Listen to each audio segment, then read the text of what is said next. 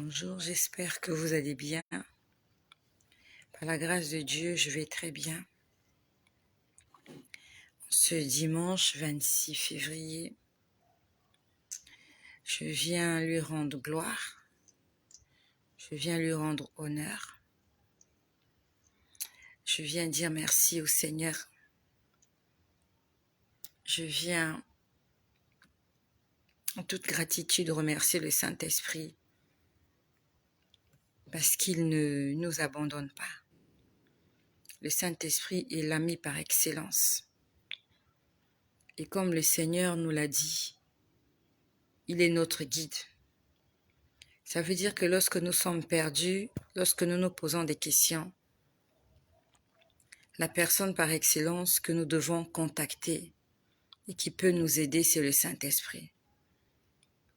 Les hommes n'ont pas les réponses à toutes les questions. Les pasteurs, les hommes de Dieu n'ont pas les réponses à toutes les questions.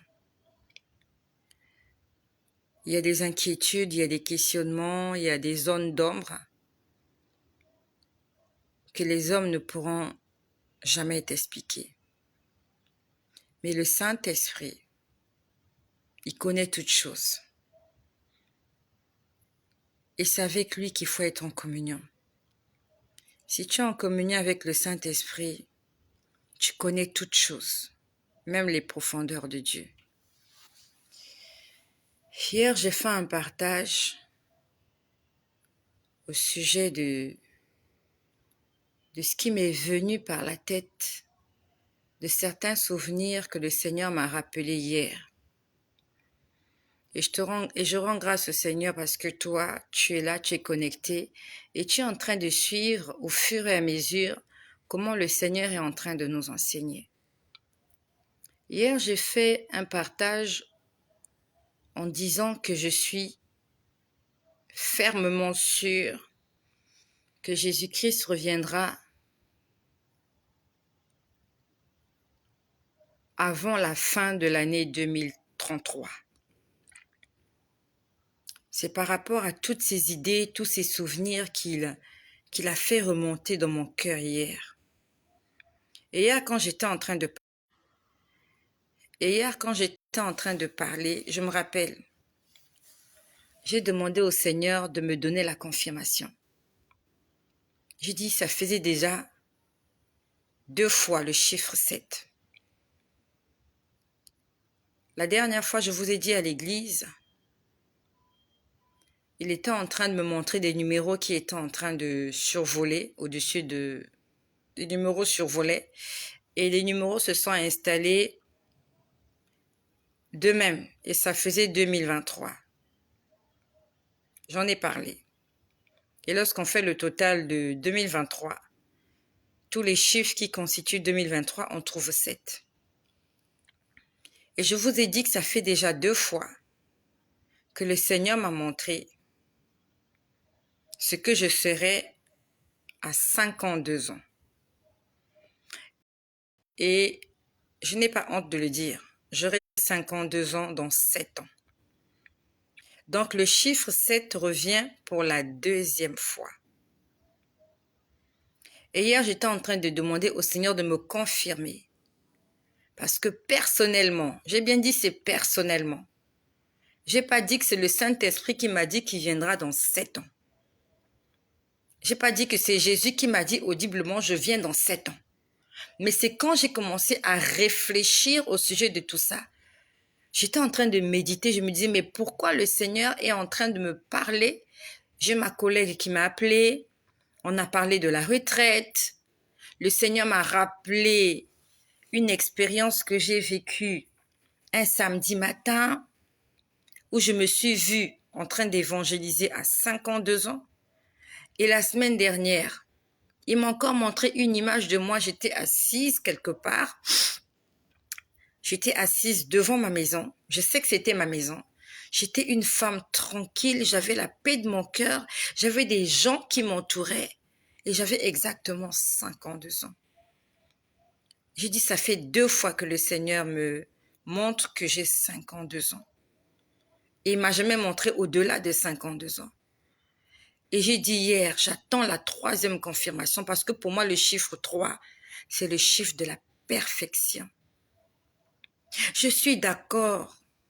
Il n'y a que Dieu qui connaît le jour, la date et l'heure. Mais le Seigneur est celui qui travaille avec des signes. Quand tu vois dans la Bible, on nous parle des signes. Il y a des signes. Lui-même, il dit, lorsque vous verrez ce genre de choses arriver, sachez que on parle des signes, des choses qui nous interpellent. Et Dieu travaille avec les signes. Dieu nous interpelle avec des signes et des prodiges. Ce matin, j'étais à l'église. Et je remercie le Seigneur parce que nous avons des églises locales dans lesquelles nous pouvons aller de temps en temps pour communier. Et le pasteur était en train de prêcher. Il prêchait sur l'élévation. Et j'étais là, j'écoutais. À un moment donné, je crois qu'on a commencé à prier. Et quand on a commencé à prier, je me suis retrouvée dans un endroit, en esprit. C'était comme sous une falaise. C'était une très belle image, mais une image très délicate. Je vais essayer de décrire l'image. C'est comme si j'étais au bord de la mer, mais pas de la plage. J'étais sur des pierres, parce que je voyais des pierres de couleur sombre. Et j'étais là, je voyais la mer et les vagues qui venaient se cogner sur les pierres. Et quand je regardais autour de moi, il y avait une grande montagne de rochers, rocailleuses. C'est vraiment ce qu'on appelle la falaise. C'est le genre d'endroit, si vous tombez de là-haut, vous avez une chance sur 10 de vivre parce que vous atterrissez sur des rochers, sur des pierres. Je ne voyais pas du sable. Je voyais des pierres noires, des grosses pierres qu'on appelle des rochers. Et j'étais là, debout sur ces rochers. En face de moi, j'avais la mer à perte de vue. Derrière moi, j'avais une grande montagne rocheuse, rocailleuse ou rocheuse, c'est comme vous voulez. À ma gauche, il y avait cette montagne rocheuse. Et j'étais là, je ne savais pas comment quitter cet endroit. Parce qu'à la limite, pour quitter cet endroit, il fallait soit escalader et c'était risqué. Ou alors, il fallait longer les parois rocheuses de la montagne, mais je ne sais pas là où ça me conduisait. Et j'avais l'impression que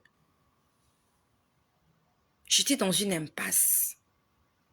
La mer était en face de moi et j'ai jamais nié. J'ai jamais refusé, je ne sais pas nager. J'ai jamais pu apprendre à nager. J'étais en face de la mer et derrière moi, j'avais cette montagne. Et sous mes pieds, j'avais des gros rochers, des grosses pierres noires. Le paysage était beau, mais très hostile. Parce que c'est le genre d'endroit où vous atterrissez et vous n'êtes pas sûr de vivre dans cet endroit. En plus, l'eau de la mer, elle est salée. Ça veut dire que l'eau de la mer ne pourra pas beaucoup vous aider parce que l'eau de la mer est salée. Et je me suis dit, mais si je reste dans cet endroit, je vais mourir. Et j'étais en train de le voir en vision. J'ai levé la tête. il y avait une montagne de rochers. Elle était noire. C'est comme la pierre noire. C'est comme lorsqu'il y a eu une éruption volcanique. L'éruption volcanique, c'est le volcan. Vous voyez, lorsqu'il y a eu le volcan, il y a cet amas de roches noires. Et c'était comme ça. C'était des rochers noirs, une montagne de rochers noirs, des pierres noires, des grosses pierres noires sous mes pieds. Et les vagues venaient frapper. Via, les vagues venaient frapper. Et j'étais là dans un coin. Je me disais, mais qu'est-ce que je fais là? Et si je reste là, je vais mourir. Mais c'était beau. Le ciel était bleu. La mer était belle. C'était propre. Le bruit des vagues, mais l'endroit était... On ne peut pas vivre là. Et quand j'ai vu et quand je me suis vue dans cet endroit, je dormais pas. Je dormais pas. Et je rends grâce au Seigneur.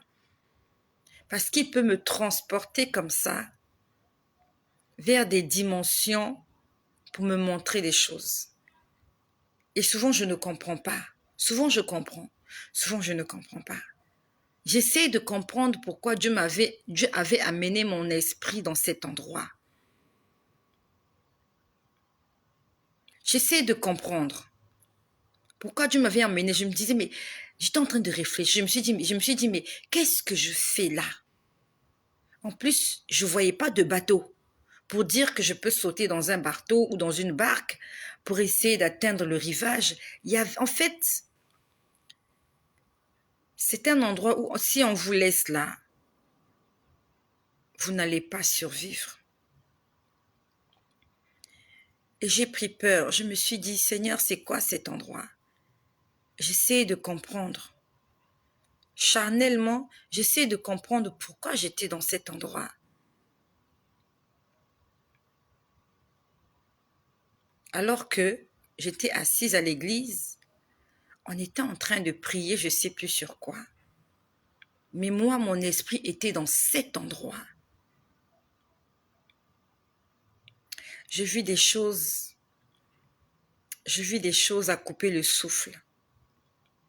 Depuis décembre 2017, je vis des choses. 2017, je vis des choses que je n'avais jamais pensé vivre de toute mon existence. Quand je vois toutes ces choses, je me dis juste que Dieu n'a pas de limite. Dieu n'a pas de limite. Tous les jours, il me montre des images, les unes différentes des autres. Tous les jours, il me fait des révélations, il me dit des choses, les unes différentes des autres. Rarement, c'est du copier-coller. Rarement, ce sont les mêmes révélations. Tous les jours, il y a quelque chose de nouveau. Tous les jours, il y a quelque chose de nouveau. Notre Dieu n'est pas un Dieu de la monotonie. Non. Et quand j'étais en train de penser à ce sujet, le Seigneur m'a dit, tu m'as demandé une confirmation. Et quand j'ai entendu la voix me parler, me rappeler que hier, j'ai demandé la confirmation. Le Seigneur m'a dit, combien de fois je t'ai montré que tu avais 52 ans. Ça se passait dans mon cœur. Pourtant, je n'y pensais plus. J'étais là concentrée, comment faire pour être élevée, ainsi de suite.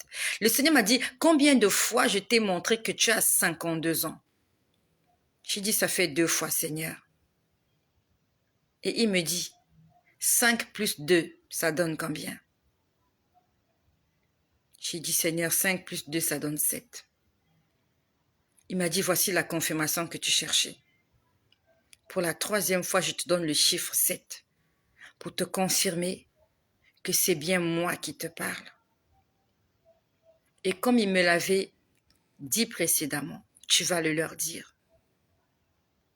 Si le Seigneur nous donne toutes ces révélations, c'est pour que nous puissions nous préparer. 2023,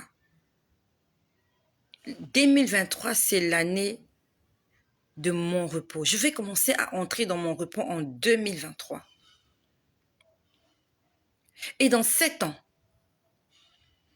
et ce repos-là va durer 7 ans, jusqu'à ce que j'ai atteint mes 52 ans. Et quand j'aurai atteint mes 52 ans, je vais entrer dans mon triple repos. Je vais aller me reposer. Je vais entrer dans la majesté céleste. Beaucoup de gens vont critiquer ce message. Ce message, ça n'engage que moi-même. Je n'ai pas de verset biblique pour accompagner ce message. Ça n'engage que moi-même. Que tu crois ou non que Jésus-Christ reviendra dans moins de 8 ans, que tu y crois ou pas, il reviendra un jour. Que tu y crois ou pas à ce que je dis, c'est pas ça l'essentiel. C'est pas ce en quoi tu crois que je dis qui va te sauver. C'est ta relation avec Dieu qui va te sauver. Donc que tu critiques, ou que tu adhères, ou que tu acceptes ce que je dis, ça ne va pas changer ta relation avec Dieu. Je suis convaincue que le Seigneur est en train de me dire que dans 7 ans, il viendra me chercher. Même si il repousse la date, ça peut arriver. Je ne sais pas si tu lis la Bible. On nous parle d'un roi qu'on appelait Ézéchias. Ézéchias était un roi. Le Seigneur parle au prophète Ésaïe. Le Seigneur dit à Ésaïe, va dire à mon serviteur Ézéchias de mettre de l'ordre dans sa vie, parce que bientôt il va mourir. Ézéchias savait qu'il allait mourir. Dieu l'avait averti. Et dans la Bible, il y a beaucoup de gens comme ça à qui Dieu a dit, tu vas mourir tel jour, telle date. Dieu les avait avertis. Et Ézéchias a commencé à se lamenter. Il a rappelé à Dieu tout ce qu'il a fait pour le royaume, pour le temple, pour Israël. Le Seigneur lui a ajouté 15 ans. Donc ça peut arriver que je sois aussi Ézéchias. Dieu me dit, prépare-toi, dans 7 ans, il va se passer quelque chose. Et ça peut arriver que Dieu aussi puisse repousser cette date-là. Ou alors, puisse avancer. Dieu est souverain. Et je sais qu'un enfant de Dieu ne quitte pas la terre comme un païen.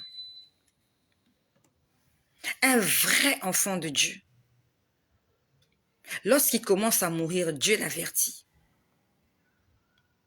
Nous connaissons l'histoire de Aaron, le frère de Moïse. Dieu l'avait averti. Aaron, tu vas mourir. Moïse, Dieu l'avait averti. Va à la montagne, car c'est là que tu mourras. Dieu nous avertit. Dieu avertit certaines personnes. Jésus savait qu'il allait mourir. Quand il parlait à ses disciples, les disciples ne semblaient pas comprendre. Mais il leur disait, nous allons à Jérusalem. Le Fils de l'homme sera livré entre les mains des pécheurs. Ils vont le tuer, ils vont le crucifier, mais le 3e jour, il ressuscitera. Ça, c'est la vie d'un vrai chrétien. Un vrai chrétien ne meurt pas comme un poulet. Un vrai chrétien ne sort pas le matin, il reçoit une balle perdue et il meurt. Non. Un vrai chrétien, Dieu l'avertit. Mets de l'or dans ta maison parce que bientôt je viendrai te chercher. J'aimerais vivre très longtemps sur cette terre. J'aimerais faire grandir mes enfants, les voir travailler, les voir se marier, avoir des enfants. C'est le rêve de toute maman. Mais si Dieu me demande de me préparer, alors je vais me préparer. Je suis en train de me préparer, de quitter la terre dans 7 ans. Dans 7 ans. Le Seigneur m'a dit que je vais entrer dans mon repos dans 7 ans. Je ne vais pas mourir. Il me l'a dit un dimanche matin, 2 heures, il m'a dit, si tu restes accroché à moi, tu seras témoin de mon retour. Je ne mourrai pas. Jésus-Christ reviendra dans moins de 8 ans. À moins qu'il ne change d'avis. Parce qu'il est Dieu, il est souverain. Le Seigneur est en train de me confirmer le chiffre 7, le chiffre 7, le chiffre 7, le chiffre 7. Et je ne l'ai pas imaginé, je ne l'ai pas inventé. Je ne l'ai vraiment pas inventé. À moins que mon Dieu soit un menteur. Mais je sais que Dieu n'est pas menteur. Il n'est pas menteur.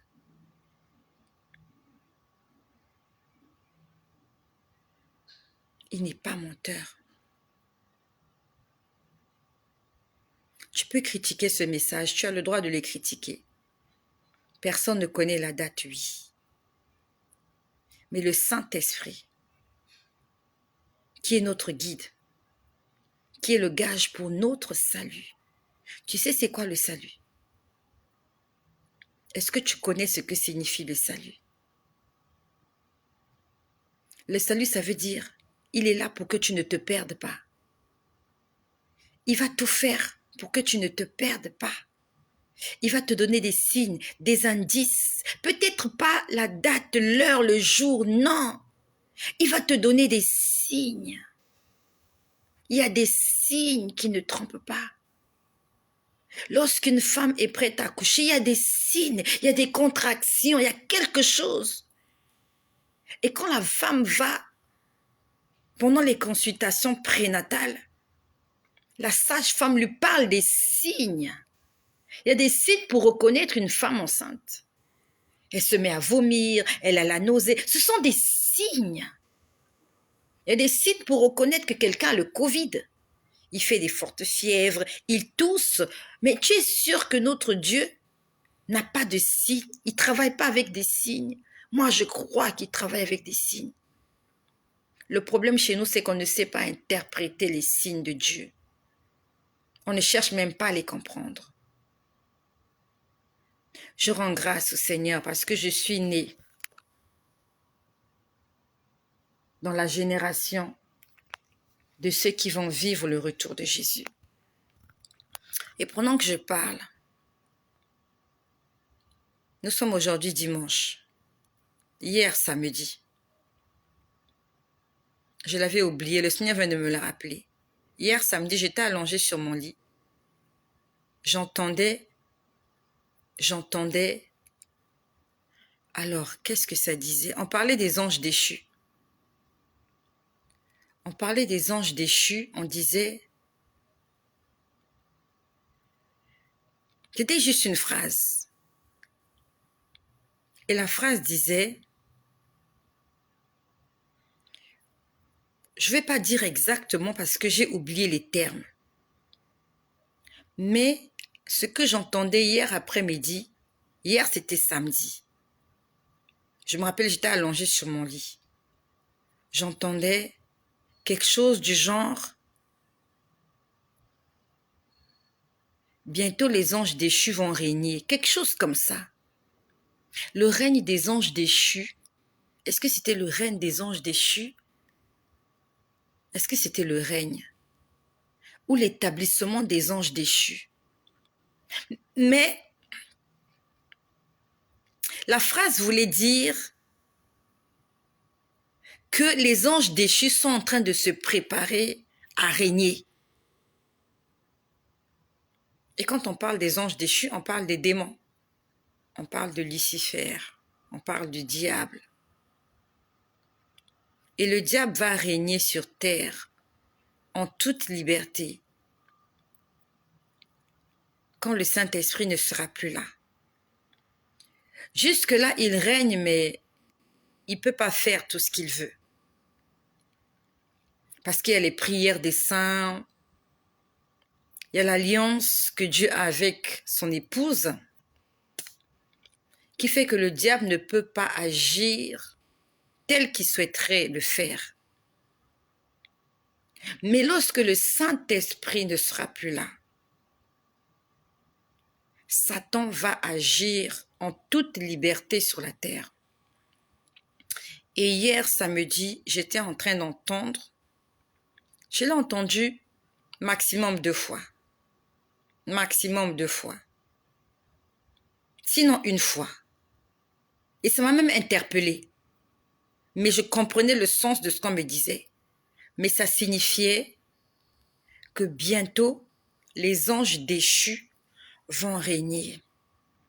Et les anges déchus ne peuvent pas régner au ciel. Le ciel ne leur appartient pas. Les anges déchus règnent déjà en enfer. L'enfer leur appartient. Le seul endroit, la seule sphère qu'ils ont encore du mal à acquérir, à conquérir, c'est la terre. Parce que sur la terre, il y a des hommes et sur la terre, il y a encore le Saint-Esprit. Je suis convaincue que Dieu est en train de nous envoyer un message.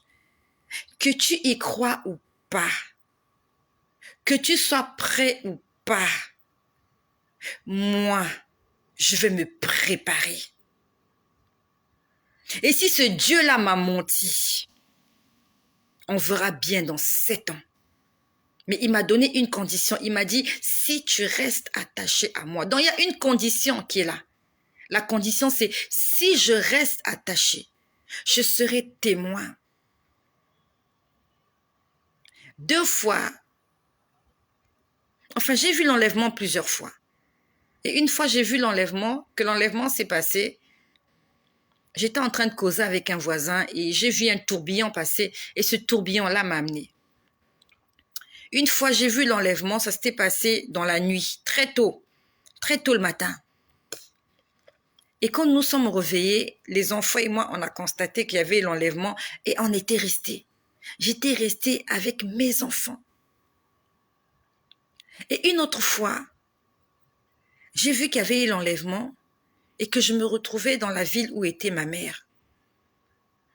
Et je me suis retrouvée, j'étais restée, mais j'étais seule. Je ne savais pas là où étaient les enfants. Jésus-Christ est bon. Beaucoup de gens vont critiquer ce message. Au lieu de le critiquer, commence à te préparer. Peut-être que tu ne seras pas témoin de ces choses-là. Lorsque les enfants d'Israël ont quitté l'Égypte, ils étaient une multitude, ils étaient des milliers. Lorsque les enfants d'Israël ont quitté l'Égypte, ils étaient des millions, des milliers. Ils croyaient qu'ils allaient passer 1 mois, 2 mois, quelques semaines et entrer à Canaan.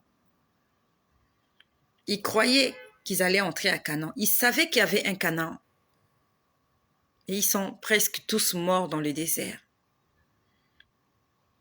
Ils s'imaginaient qu'ils allaient manger les fruits de Canaan. Ils ont entendu parler de Canaan. Même Moïse, il savait qu'il y aura des belles choses à Canaan. C'est un pays où coule le lait, le miel. Mais ils ne sont jamais entrés dans ce pays. Que tu le veuilles ou pas, Canaan existe. Que tu le veuilles ou pas, il y a des gens qui vont entrer à Canaan. Peut-être que tu n'entreras pas. Au lieu de te poser la question, est-ce que Canaan existe ou pas? Dieu a dit que ça existe. Ne me critique pas. Fais tout pour entrer à Canaan. Fais tout pour entrer à Canaan. Même si Moïse est un menteur, c'est pas important. Peut-être que je suis une menteuse. Peut-être que je raconte n'importe quoi. Mais un jour, nous allons tous mourir. Un jour, Jésus reviendra. Un jour, nous allons comparer devant le tribunal de Dieu. Et ça, c'est un fait, qu'on le veuille ou non. Que je sois une prophétesse du diable, de Lucifer, de 666, que je sois une prophétesse de menteuse, ça n'est pas le problème. Le problème, c'est ta relation à toi et Dieu. Ce que je dis, ça n'engage que moi. Ce que je dis, c'est moi qui l'ai dit. Et si je mens, j'aurai des comptes à rendre devant le tribunal de Dieu, devant le grand trône blanc. C'est moi qui vais m'expliquer. Et si j'ai menti, je serai puni, c'est pas toi. C'est pas parce que tu auras écouté ce que je dis ici que tu seras puni, non. Un jour, tu quitteras la terre, mon ami, que tu le veuilles ou non. Un jour, tu comparaîtras devant le tribunal. Moi aussi, je comparaîtrai. Si je dis des bêtises, Ce jour-là, Dieu me posera la question, tout ce que tu as raconté comme bêtise, dis-moi un peu, tu as égaré mon peuple. C'est venu d'où ces choses-là? Je lui dirai, Seigneur, ce sont des choses que j'ai vues. Tu m'as fait entendre, tu me les as confirmées. J'ai peur de ce Dieu-là, tu sais. J'ai peur de ce Dieu-là. Le jour où il est venu me parler, quand j'étais allongée sur mon lit, le jour où il m'a dit, je suis l'Éternel ton Dieu. Je suis saint, saint, saint. Tu vas le leur dire. Tu vas le leur dire. Tu vas le leur dire. Il était juste en train de parler, il n'était pas en colère. Mais mon corps était paralysé. J'étais allongée sur mon lit. Mes yeux étaient comme ça écarquillés. Je ne bougeais plus. Mon corps ne bougeait plus. Avant que la voix ne parle, il y a eu des tonnerres. Je voyais des éclairs. Je me suis dit au fond du cœur, c'est la fin du monde. Il y avait 2 anges qui étaient en train de danser dans ma chambre. J'entendais de la musique dans ma chambre. Je n'ai pas rêvé. It's not a dream. C'est pas un rêve que j'ai fait. Si c'était un rêve, je m'en souviendrais. C'est pas un rêve. Mon plafond avait disparu. Je voyais un portail dans le ciel. J'ai pas rêvé. À moins que je sois Alice au pays des merveilles. J'ai pas rêvé. Je suis convaincue que je suis pas folle. Que tu me prennes pour une folle ou pas, c'est pas grave. Prépare-toi. Notre délivrance arrive. La délivrance arrive. La délivrance arrive. C'est le moment de ne plus s'amasser des trésors de la terre. C'est le moment de commencer à s'amasser des trésors célestes. Si tu ne payes pas ta dîme, commence à la payer maintenant. Je n'ai pas dit qu'il faut plus construire ta maison. C'est pas ce que j'ai dit. J'ai pas dit qu'il faut arrêter de chercher le travail. C'est pas ce que j'ai dit. 7 ans, c'est beaucoup. 7 ans, c'est beaucoup. Mais ça passe aussi très vite.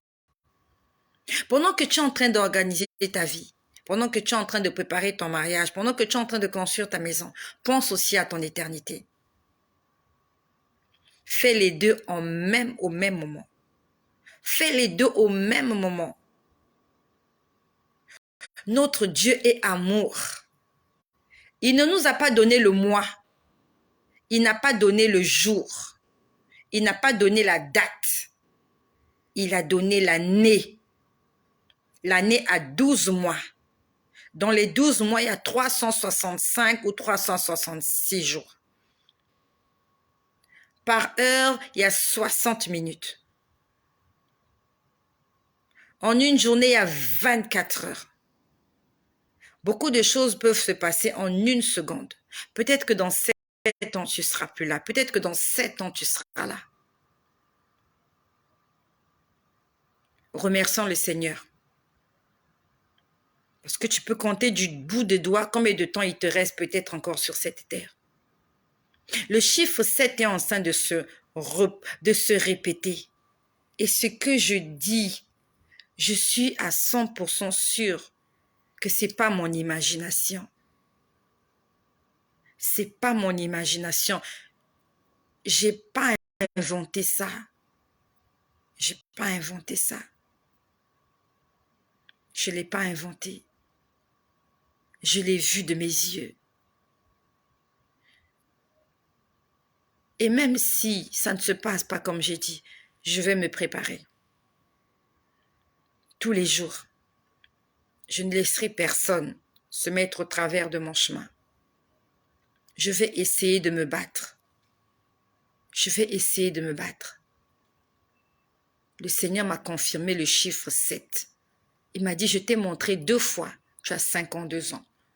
Il m'a dit, tu veux la confirmation. Hier, tu as parlé de la confirmation pendant le live. Il m'a dit, 5 plus 2 égale combien? J'ai dit, c'est égal à 7, Seigneur. Il m'a dit, tu as la confirmation. Tu peux y croire ou pas? Quand Jésus reviendra, je suis sûre que tu vas oublier ce message parce que tu seras paniqué. Quand Jésus reviendra, peut-être dans 7 ans, tu vas oublier ce message. En 7 ans, beaucoup de choses vont se passer. Tu vas oublier ce message. Et ça ne servira plus à rien dans 7 ans. Ce message ne servira plus rien après 7 ans. Ce message sera valable avant le retour de Jésus. Après le retour de Jésus, ça ne servira plus à rien parce que ça sera le règne des anges déchus. Les anges déchus vont régner. Les anges déchus, c'est tous ceux qui ont été chassés du ciel. Ils vont régner sur la terre. Ils seront les rois, les gouverneurs de cette terre. Et quand je suis rentrée tout à l'heure à la maison, j'étais en train de penser à cette vision que j'ai vue où j'étais au bord de la mer. Il y avait des rochers partout. J'étais en train d'y penser. Tout à l'heure, quand je suis rentrée, on est rentré à la maison. Je crois qu'il était 3 heures de l'après-midi.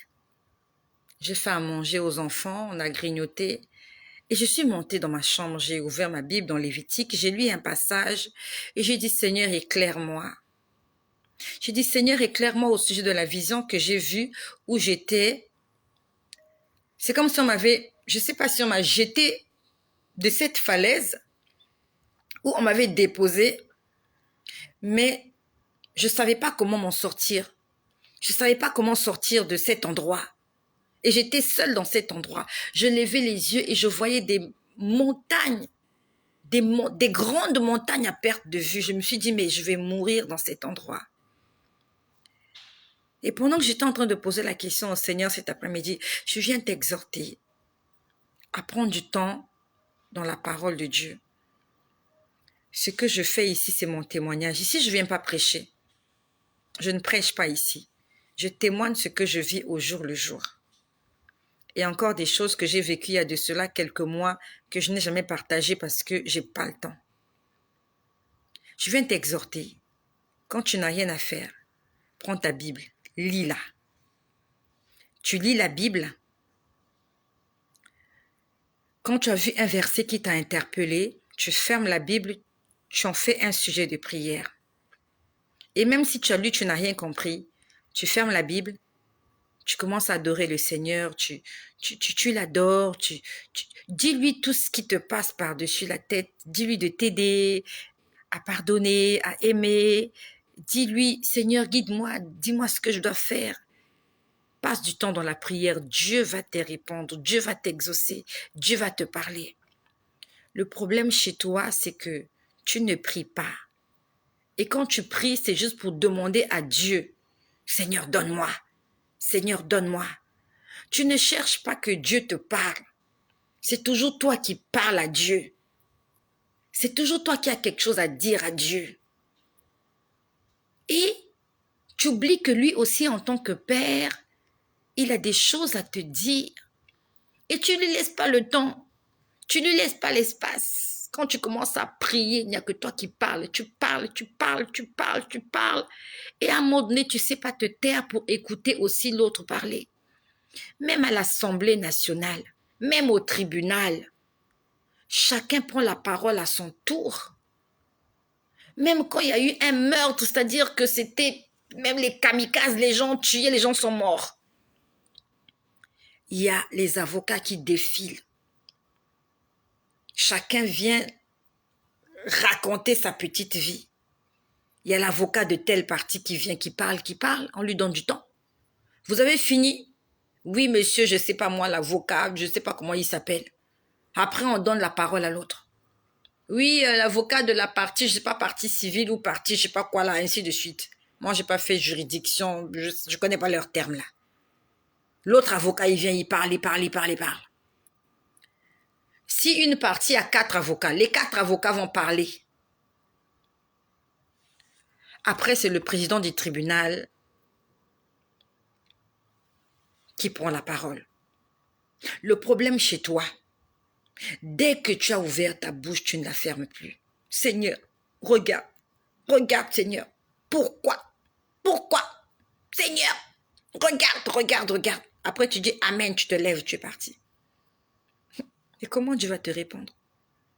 À quel moment tu vas lui laisser le temps de te répondre, de te parler? À un moment donné, ne demande rien. Tu viens juste, tu as lu ta Bible, tu dis, Père, parle-moi. Parce qu'il y a sûrement des choses que tu dois me dire. Il y a des choses que je ne comprends pas. Il y a des choses que je ne maîtrise pas.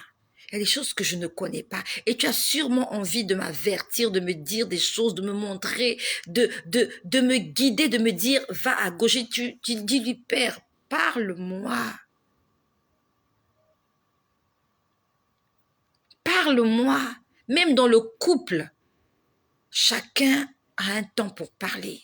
Même si ton mari est un bulldozer, étant donné que tu es sa femme, tu connais le moment opportun, quand il est calme, quand tu suis la télé, il est content, il a mangé. Tu viens avec tout le respect. Tu as bien mangé? C'était bon? Tu as passé une bonne journée? Est-ce que je peux te parler? S'il dit oui, tu te mets à parler. La parole t'est accordée. S'il dit non, tu reviendras plus tard. Mais notre Dieu n'est pas un bourreau. Dieu n'est pas un bourreau. Dieu n'est pas ton mari méchant, méchant là, qui te bat, qui te dit n'importe quoi, qui t'insulte devant les gens. Dieu est notre Père et il est civilisé. Lorsque tu as parlé, il t'a écouté. À un moment donné, pose-lui la question, et toi, tu n'as rien à me dire? C'est ça la vie dans un couple. Chacun doit avoir son petit espace pour s'exprimer. Quand on fait les réunions de famille, on donne la parole à tout le monde. Toi, tu donnes jamais la parole à Dieu. Quand tu as pris la parole, depuis le 1er janvier que tu avais pris la parole, jusqu'aujourd'hui 26 février, c'est toi qui parles à longueur de journée. Et tu es étonné, Dieu ne me dit rien. Je prie, il ne me répond pas. Mais est-ce que tu lui laisses le temps de te parler? Est-ce que tu es disposé à écouter? Tu es calé dans tes décisions. Tu as dit que tu vas faire. Tu dis, je vais faire, c'est ça, c'est ça. Est-ce que Dieu est d'avis avec la décision que tu as prise? Donc, je suis rentrée ce soir. Non, pas ce soir, l'après-midi. Il était 3 heures de l'après-midi quand nous sommes rentrés. J'ai lu Lévitique, chapitre 10, quelques versets. J'ai dit, Seigneur, parle-moi. J'ai dit, Seigneur, parle-moi au sujet de la vision que j'ai vue à l'église. J'ai dit, ça signifie quoi? Ça signifie quoi? Là où je me suis retrouvée, il y avait la mer.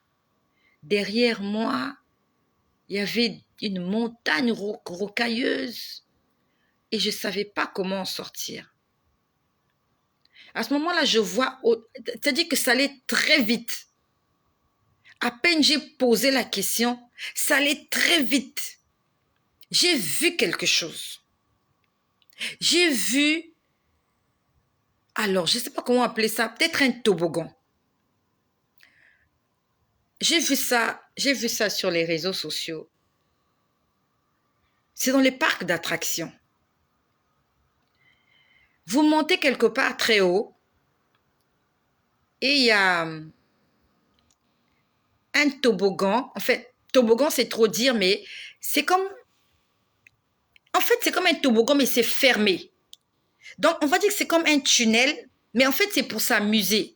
C'est pour s'amuser. J'ai vu ça sur les réseaux sociaux. Donc, il y a des gens qui montent très haut et il y a comme un tunnel qui tombe comme un toboggan.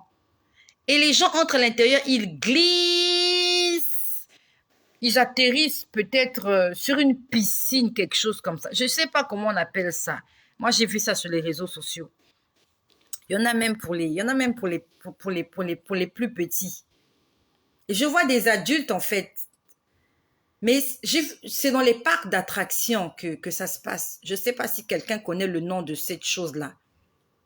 Je ne sais pas, je vois que ça défie. Je ne sais pas si vous êtes toujours en direct ou pas. Mais vous montez quelque part et il y a cette chose-là. Vous entrez là. Mais vous savez que vous allez... Oui, c'est un toboggan, mais c'est fermé en fait. C'est pas un toboggan ouvert. Donc, c'est comme un tunnel. Et vous entrez là. Et généralement, les gens, quand ils entrent là, ils crient. Bon, souvent, il y a des gens qui peuvent te pousser, mais on va dire que c'est de l'attraction, mais c'est de l'attraction avec, comment on appelle ça? Avec beaucoup d'adrénaline, on va dire ça comme ça. Parce que vraiment, c'est vrai que ça amuse, mais voilà, il y a aussi un peu d'adrénaline, il y a aussi un peu de la peur parce que vous allez en hauteur et vous glissez dans ce tunnel-là.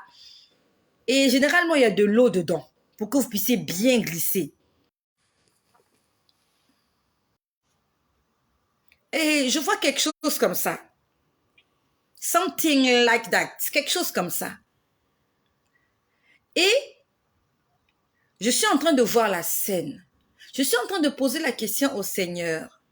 Ce que signifie la vision que j'ai vue à l'église, où je me retrouve au milieu des rochers avec la mer en face de moi. Le Seigneur ne me répond pas, mais il me montre une autre image. Ça s'appelle des signes. Dieu nous parle par des signes, par des visions. Ça peut arriver que Dieu ne te réponde pas directement. Tu as posé la question, mais au lieu qu'il te dise oui ou non, il te montre encore quelque chose d'autre pour t'amener quelque part. Et j'ai appris que Dieu veut que nous puissions entrer en profondeur. Ça arrive que lorsque je pose la question, ça arrive, mais pas tout le temps. Ça arrive que je pose la question au Seigneur, Seigneur, c'est oui ou non? Ça arrive que j'entende oui. Ça arrive que j'entende non, mais pas tout le temps. Généralement, tu lui poses la question, il te montre quelque chose. Donc, dans quelque chose qu'il t'a montré là, il y a une vérité cachée. Et quand tu auras découvert cette vérité cachée, il te montre une autre vérité. Donc, on va dire c'est step by step. Il est en train de t'accompagner étape par étape. Et j'ai compris que c'est une façon pour Dieu de nous garder près de lui. Parce que s'il nous dit juste oui, non, on a dit amen, la prière est finie. Mais Dieu veut, tu as prié 10 minutes, il t'a montré quelque chose. Tu n'as rien compris. Tu pries encore 10 minutes, il te montre quelque chose. Encore 10, encore 10.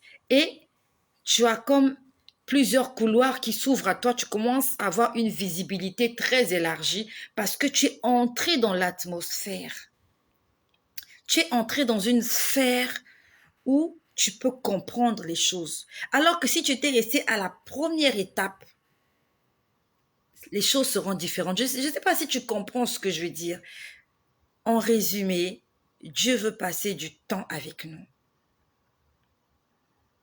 Je ne sais pas s'il y a des cours qui font 30 minutes à l'école. Les cours, c'est toujours 1 heure, 2 heures. Moi, j'ai été à l'école. Il n'y a pas de cours de 30 minutes. Même les cours de musique, c'est pas une demi-heure. C'est toujours 1 heure. Maximum. Non, pas maximum. Minimum 1 heure.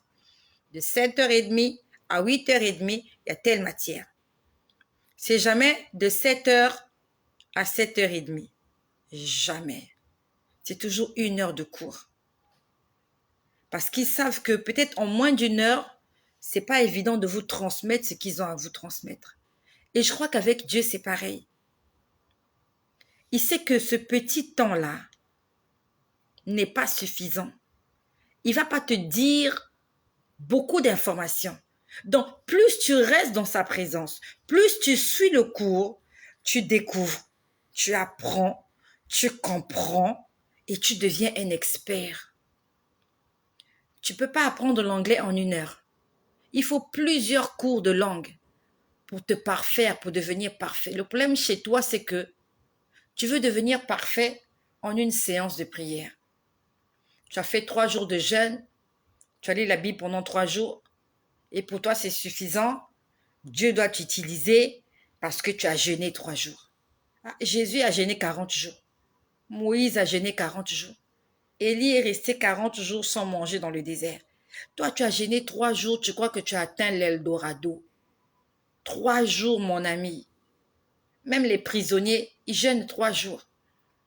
Même une femme qui a eu la césarienne, tant qu'elle n'a pas eu le gaz, même si c'est au bout d'une semaine, quelqu'un qui est passé par une intervention chirurgicale, tant qu'il n'a pas les gaz, il ne mange pas. Et il peut rester comme ça une semaine. Donc, ton 3 jours de jeûne là, c'est insignifiant. Parce qu'il y a des gens qui jeûnent une semaine parce qu'ils ont besoin d'être en bonne santé. Il y a des gens qui jeûnent 1 mois. Toi, tu as jeûné 3 jours, tu as lu la Bible pendant 1 heure et tu crois que tu as atteint le ciel. Donc, revenons à ce que j'étais en train de dire. Je suis en train de me rendre compte que je ne finirai pas ce partage. Le Seigneur m'a beaucoup parlé cet après-midi. Et je veux te dire que Dieu peut te parler comme ça. Il faut que tu sois disposé et que tu lui laisses le temps. Ouvre ton esprit. Confie-toi en l'Éternel. Abandonne-toi. Je ne sais pas si tu es déjà tombé amoureux d'un homme. La façon dont tu t'abandonnes à cet homme-là, abandonne-toi à Dieu comme ça. Tu dis, Seigneur, je t'appartiens. Prends-moi, fais de moi ce que tu veux. Enseigne-moi, c'est-à-dire que utilise-moi comme tu veux. Il va te parler. Il va te parler et tu vas aimer ça. J'aime ça. J'aime ce que je suis en train de vivre. Donc, je vois cette espèce de toboggan. Et je vois la scène. Et je crois que je vais terminer par là. Je ne sais pas depuis quand je suis en train de parler. Et merci pour toutes les personnes qui partagent. Merci pour toutes les personnes qui like aussi. Plus vous partagez, plus la vidéo est visible. Plus vous likez, plus la vidéo est visible, que ce soit sur YouTube ou sur Facebook. Et que le Seigneur se souvienne de vous. Parce que quand tu as partagé, il y a quelqu'un qui aura une portion de ce que toi, tu as eu ici. Que le Seigneur se souvienne de vous, tous qui partagent. Je pense à Parfait Ambeu, ouais, je crois que, ouais. Je pense à Sophie Issé qui partage souvent, Romanos Barreau. Vous êtes nombreux, Anastasie Agui. Vous êtes nombreux, vous êtes nombreuses. Que le Seigneur se souvienne de vous parce que c'est une façon d'évangéliser aussi. Aujourd'hui, nous sommes plusieurs abonnés, c'est grâce à vous. C'est grâce à vous. Ce n'est pas un effort que j'ai fourni. Dans le temps, je partageais les vidéos. Aujourd'hui, je ne les partage plus parce que tu t'es joint à moi. Nous sommes devenus des évangélistes et nous avons atteint les extrémités de la terre. Juste en partageant. Partage des choses pour la gloire de Dieu. Donc, je vois ce toboggan-là. Et je vois la scène. Et ça allait très vite. À peine j'ai posé la question au Seigneur. J'ai dit, Seigneur, tu dois... J'ai dit, Seigneur, explique-moi. C'est quoi cette vision là où je me suis retrouvée? J'étais bloquée. Et je vois ce toboggan fermé. Et je sais que dans le toboggan, il y avait quelqu'un à l'intérieur. La personne était en train de d'étaler le toboggan. Et la personne criait. Ah! À la sortie du toboggan, quand la personne sort du toboggan, je vois maintenant la personne. Parce que jusque-là, je n'entendais que le bruit de la personne qui d'étaler le toboggan. Je ne le voyais pas parce que le toboggan était fermé. Le toboggan avait un couvercle. J'entendais juste quelqu'un descendre le toboggan et en train de crier parce que la personne avait peur. La personne a hurlé. Et quand la personne est arrivée à la fin du toboggan, c'était pas une piscine, c'était du sable. C'était pas une piscine, c'était du sable. Et je vis quelqu'un qui était juste à la sortie de la bouche de toboggan qui attendait la personne qui était en train de tomber. C'était un homme. J'ai vu un homme en train d'attendre ce qui arrivait dans le toboggan. Quand la personne est sortie du toboggan, la personne n'était pas seule. Alors, je vais essayer de vous expliquer comment la personne était. La personne en question, c'était une femme. Il y a des personnages gonflables. Il y a des personnages gonflables. Je ne sais pas trop manipuler mon écran. Sinon, j'allais partir vous chercher des images que j'allais basculer. Mais bon, je peux pas. Je ne sais pas comment ça se fait. Il y a des personnages gonflables qu'on trouve souvent. Je ne sais pas comment je peux expliquer. Il y a des personnages gonflables. Ils sont là pour amuser les enfants, en fait. Et j'ai vu ça sur les réseaux sociaux. Je ne sais pas comment on appelle ça. Vous entrez à l'intérieur et on gonfle, on pompe la chose. C'est comme un gros ballon. Et vous êtes la personne à l'intérieur. Et il suffit juste d'une aiguille pour percer et ça se perce. Je ne sais pas comment on appelle ça. Mais c'est vraiment pour amuser les enfants. C'est comme... ce sont des personnages gonflables. C'est le terme le plus simple que je puisse utiliser. C'est comme un costume que les gens enfilent et je crois qu'on pompe ça avec de l'air. Donc on pompe et la chose gonfle. Mais il y a quelqu'un à l'intérieur généralement, on amuse les enfants avec. Je ne sais pas si vous êtes toujours en direct. Aidez-moi. Je ne sais pas, est-ce que vous comprenez de quoi je parle? Est-ce que quelqu'un comprend de quoi je parle? Les personnages gonflables, là, on les trouve dans les guignols et tout ça. Je ne sais pas s'ils ont un nom. Est-ce qu'ils ont un nom? Je ne sais pas comment on les appelle. Mais vous comprenez ce que je dis? D'accord. Ok. Et on les trouve aussi dans des endroits où il y a les enfants. Donc, je vois un personnage gonflable. Il était dans un costume blanc. Et quand la personne sort du toboggan, cette personne-là était, comment je peux dire, était protégée. Bon, je ne sais pas si protégée, est-ce que c'était protégé ou pas, mais la personne des mascottes, bon, je ne sais pas. Bon, je ne sais pas comment on appelle ça, mais bon. Moi, je vois ça sur les réseaux sociaux et les enfants, ils aiment bien voir ça. Ça amuse les gens et tout ça là. Mais ce sont des personnes gonflables.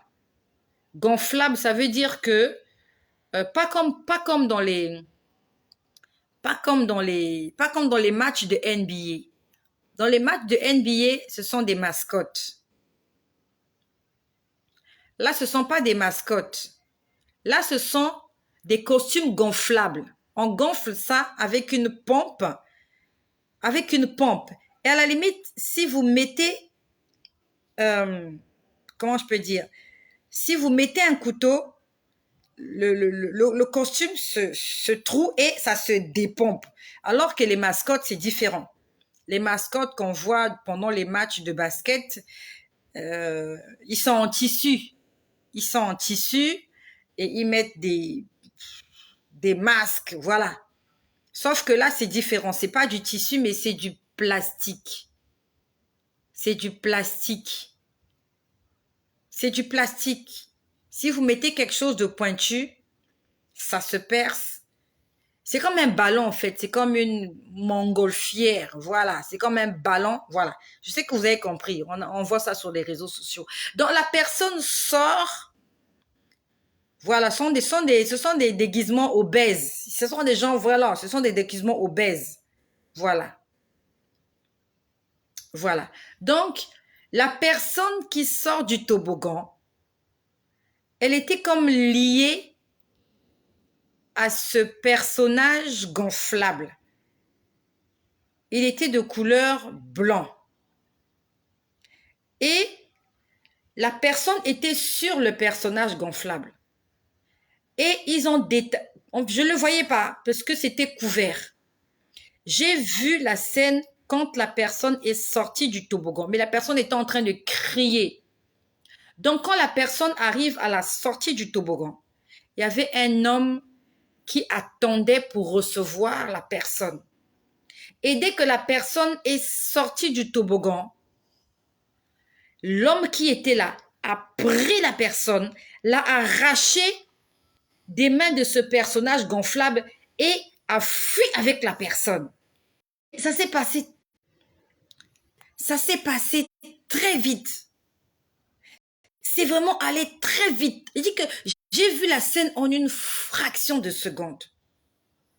J'ai vu la scène en une fraction de seconde.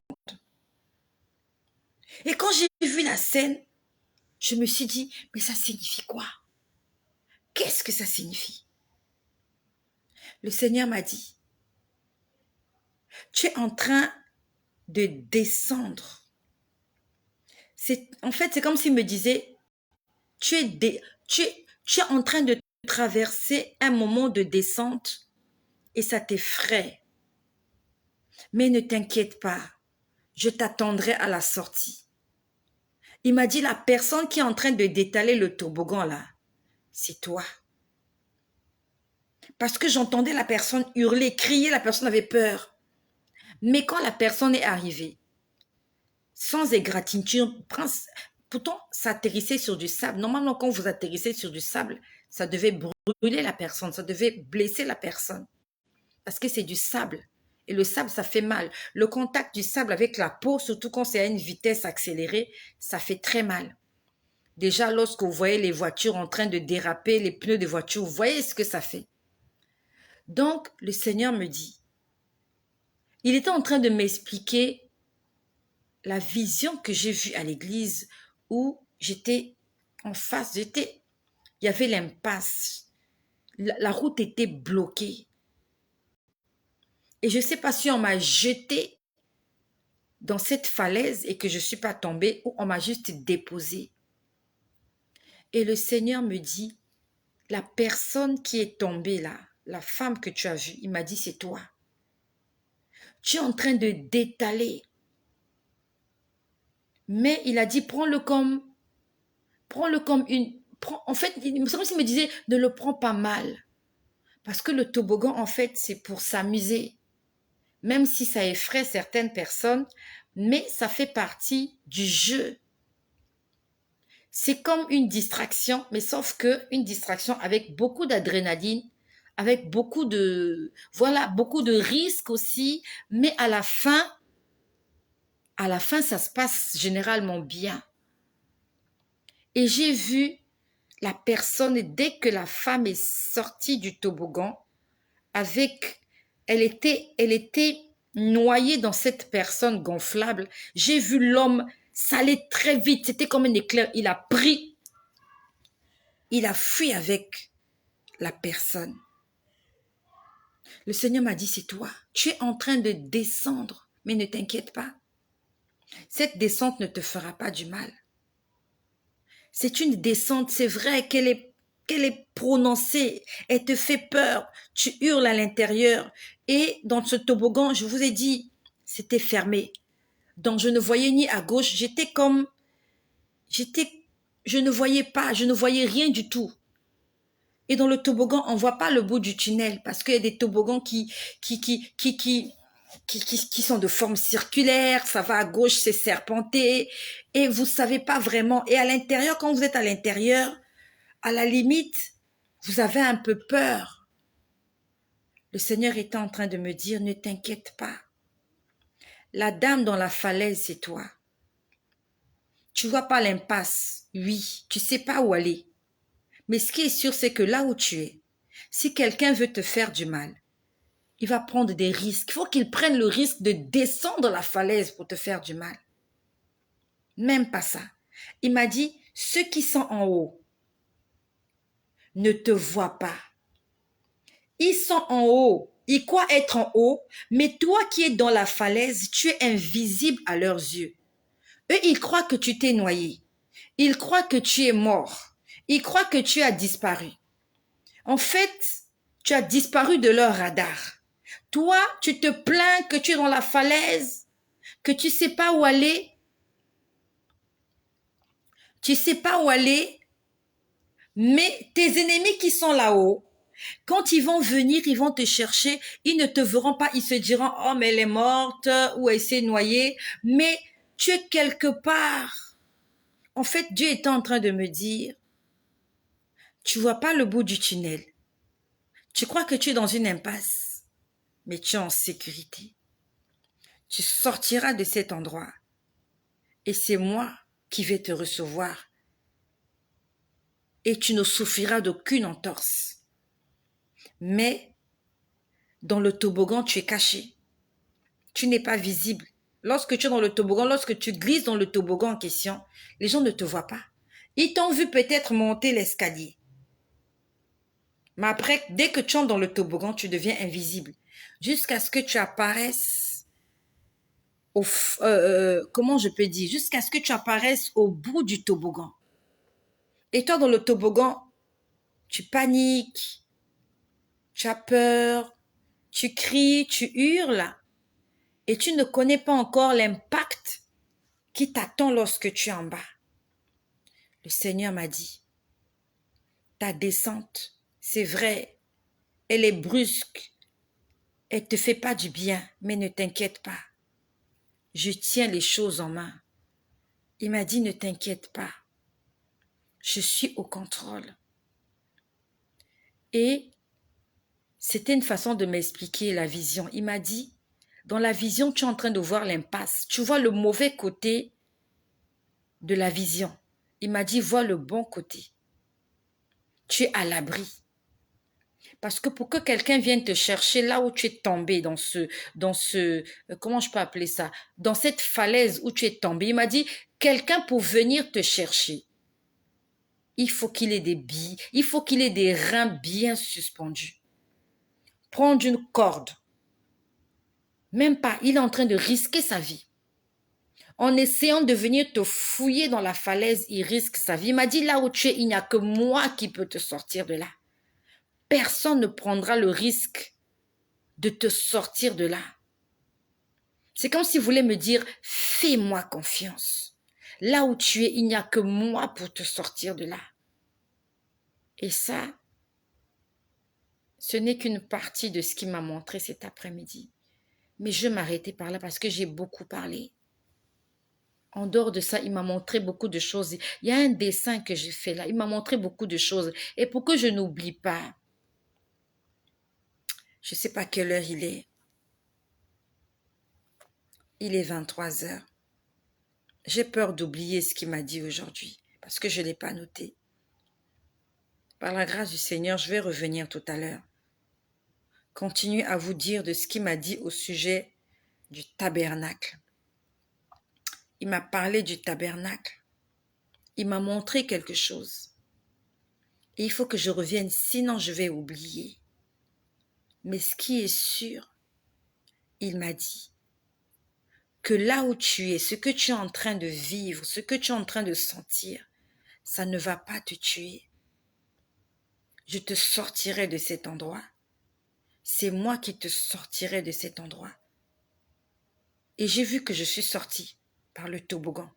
Donc c'est comme s'il me disait, prends-le comme un jeu.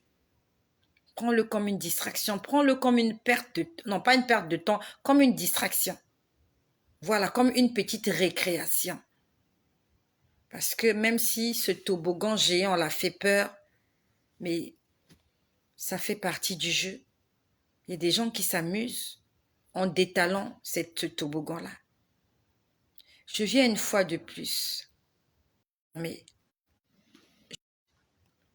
confirmer et affirmer que Dieu est vivant. Jésus-Christ est Dieu. Jésus-Christ est le Fils de Dieu. Jésus-Christ est le salut de l'humanité. Jésus-Christ est celui qui nous sort de l'impasse lorsque tout est bloqué, lorsque le chemin n'est pas visible. À ce moment-là, Jésus-Christ est celui qui nous montre le chemin à suivre. Je suis venu déclarer, proclamer tout haut qu'il n'y a pas de vie éternelle sans passer par Jésus-Christ. Que tu le crois ou non, moi j'y crois.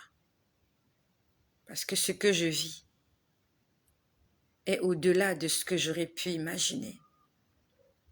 Je suis venu te présenter ce Jésus-là,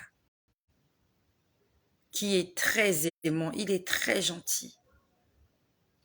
Il est disponible, il aimerait avoir une intimité avec toi. Il aimerait passer du temps avec toi. Il aimerait te parler, il aimerait te montrer, te révéler les choses cachées. Et si tu le désires, il va se révéler à toi. Père éternel, je te rends grâce pour toutes ces personnes qui sont là et pour toutes les personnes qui vont nous rejoindre, toutes les personnes qui seront sauvées parce que tu vas leur parler ce soir. Seigneur, de la même façon que lorsque tu enseignais, tu priais pour les malades et tous étaient guéris. Je prie pour quelqu'un qui est venu malade ce soir, afin que cette parole qui a été sémée puisse produire du fruit. Seigneur, que ces paroles qui vont entrer dans la vie de quelqu'un, dans le cœur de quelqu'un, puissent le guérir des maladies visibles et invisibles, afin que cette personne sache que je ne parle pas de moi-même, mais que c'est toi qui m'as envoyé. Seigneur, j'envoie l'onction de la guérison sur la vie de quelqu'un.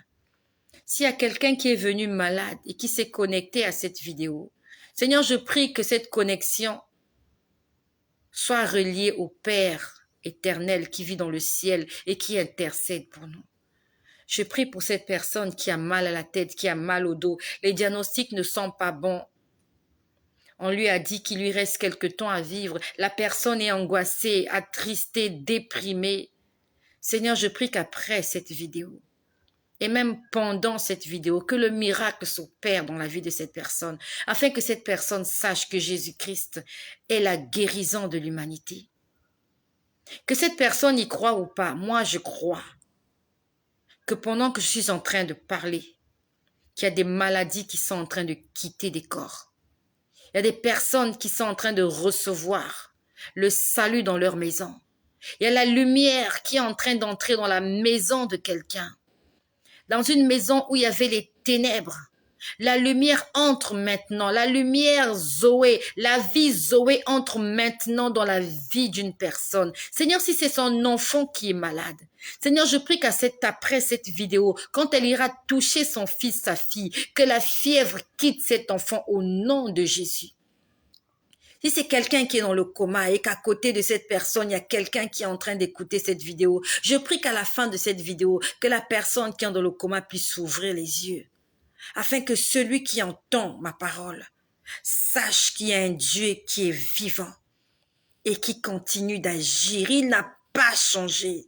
Ce qu'il a fait pour Abraham, ce qu'il a fait pour Isaac, ce que tu as fait pour Jacob, ce que tu as fait pour Joseph, ce que tu as fait pour Marie, pour Élisabeth, pour Lazare et pour Zachée. Tu vas le faire pour quelqu'un ce soir.